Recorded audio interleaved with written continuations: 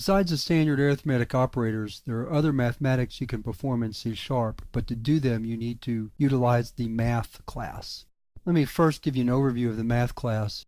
You can access the math class just by typing math in your C# program.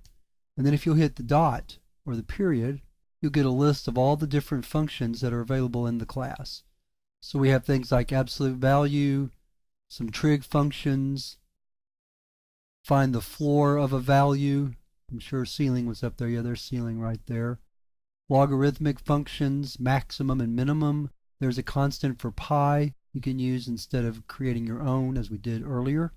The pal function, a rounding function, more trig functions. So let's take a look at how those work, just a couple of them, just to give you an overview. We'll do square root first. We'll create a variable number and set its value to 9. To compute the square root, we'll type math dot square root sqrt and then provide number as the argument, and it should compute the square root of number.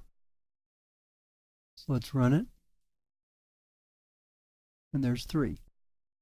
If we want to compute the absolute value, change it to negative, and then math.abs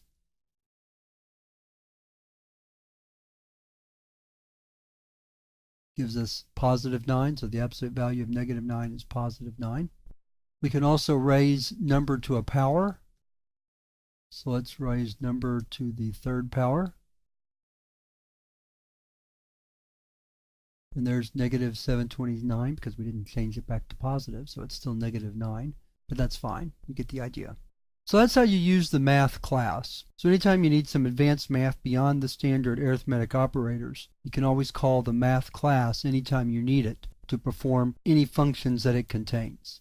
In the exercises at the end of the chapter, we will look at some more uses of the math class.